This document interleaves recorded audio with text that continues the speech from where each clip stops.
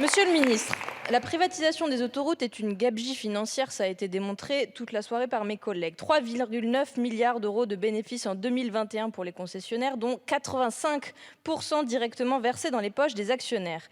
Le tout basé sur un montage financier relativement aberrant, où d'une main, vous taxez les sociétés et de l'autre, vous leur rendez l'argent. Pire que la gabegie financière, c'est la catastrophe écologique que ce modèle entretient.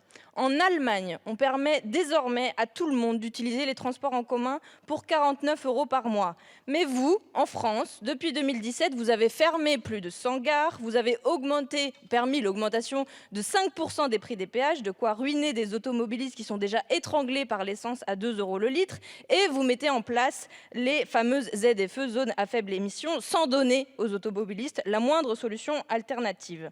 Cette assemblée, elle avait pourtant voté 3 milliards pour le ferroviaire. C'était pendant le dernier PLF et vous l'avez annulé par 49.3. À l'époque, Monsieur Beaune, vous disiez que les milliards volés en escadrille, cette fois-ci, ça vous dérangeait. Aujourd'hui, ça vous dérange beaucoup moins pour les autoroutes. Les péages, ça a été dit, c'est 11 milliards par an. On pourrait faire tellement.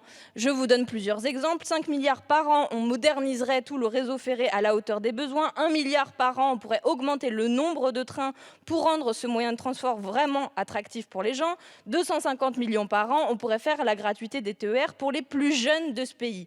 Donc entendez les alertes, les mobilisations. Il y a 2 semaines, il y avait une grande mobilisation contre l'autoroute inutile Castres-Toulouse. Ce week-end, nous serons à nouveau des milliers mobilisés pour dire non au faussement nommé contournement est de Rouen, non au sacrifice de 516 hectares de forêt, d'espaces naturels et de terres agricoles.